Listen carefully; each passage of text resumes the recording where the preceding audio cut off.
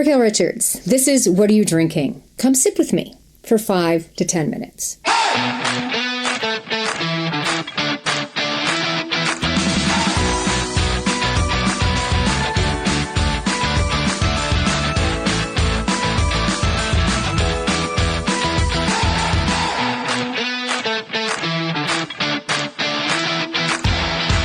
This podcast is for entertainment purposes only. Please drink responsibly. On this episode, we're exploring the art of cocktail garnishes and how they can elevate your drink. And they do. And I'm not just talking about the lemons and limes that you have at a bar and you think sometimes, ew, gross, or yes, yummy. I'm talking about the cocktail garnishes that are not just for decoration. They can enhance the flavor and aroma and overall presentation of a cocktail. From citrus twists to fresh herbs to edible flowers, yes, I did say edible flowers, and edible sparkles. That's my favorite. There are endless possibilities when it comes to garnishing your drink. One classic example is the Martini, which is often garnished with a lemon twist or olive. Not just any olive will do. So a Kalamata olive are best because of their oily, savory contrast. The oil from the Kalamata swirls in the Martini, giving it a dirty flavor. You can even use olive juice for the same effect. I love when I go out to somewhere and I have a Martini, and I always say, I will take as many olives as you are willing to donate.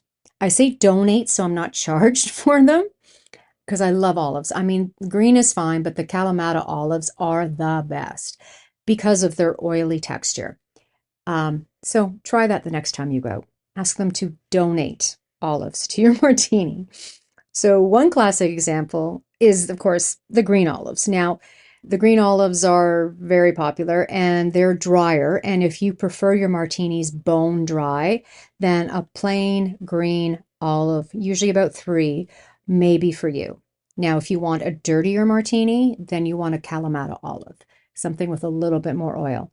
Not necessarily true. Martinis are up to your taste buds. So it all depends on what it is that your taste buds prefer. The citrus oils from a lemon, for example, or an orange twist, add a burst of flavor, an aroma to the drink. Now, I really do like to have these. I like to have an orange twist if I'm going to be having something more of a citrus oil in my Martini. I do prefer to have the flavor of an orange. Another popular garnish is the mint sprig, often used in drinks like the Mojito or the Mint Julep. Yes, that's an old one. That's an old one. And if you've taken bartending school, you know that you had to learn the Mint Julep. The aroma of the mint complements the flavors of the drink, creating a refreshing and aromatic experience. Hence why a lot of people like Mojito. I like them. Not a fan of smashing the mint. Just saying. For a more visually stunning garnish, you can try the edible flowers I was mentioning. Edible flowers like orchids or pansies. You're like, what? WTF? Are you serious right now? Orchids or pansies? Yeah. It's true. These delicate blooms add a touch of elegance to any cocktail. Of course they would. And can be a conversation starter at your next gathering. And be sure you'll be paying a very nice price for that cocktail.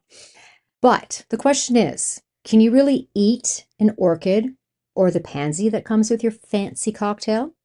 While they're technically edible, their taste might not be very appealing to everyone. Orchids are sometimes used in Asian cuisine for their fragrance and visual appeal, but they are not commonly consumed. Pansies, on the other hand, are often used as a decorative element in salads or desserts because of their vibrant colors. But they're not typically eaten in large quantities, and you wouldn't want to eat it in a large quantity due to their bland taste, which may not be so bad in a cocktail because you don't want the flavor to take over the cocktail. So a pansy might be just something you want to add to your next cocktail at your party. If you're of the opinion of I'll try anything once, then go ahead, but make sure that your orchids or your pansies are grown without pesticides and are safe for consumption. That's very important. Don't just go to the grocery store and buy yourself an orchid and throw it into a cocktail. Make sure that it is meant for that. So just be safe on that side. Okay, just make sure that they're grown without pesticides and are safe for consumption. So probably go to a flower shop, a health food store, that kind of thing, rather than your grocery store. Garnishes in your cocktail are the finishing touch. It does, and you know that. It adds such a nice look to a cocktail, and it can make your drink from ordinary to extraordinary. And let's face it, with the cost of cocktails these days, you might as well go balls to the wall. That's what I say. Go balls to the wall, get yourself a nice fancy cocktail, because it's going to cost you a lot of money anyway. So just do it. Treat yourself because you're worth it. It's true story. And that's what I have to say about the art of cocktail garnishes. Check out What Are You Drinking on Facebook at What Are You Drinking? The R is the letter R. What are you drinking? I'm Raquel Richards. Thanks for sipping with me. Drop me a Facebook DM and let me know, what are you drinking? What kind of flowers are you eating? They better be pesticide free. Until next time, cheers.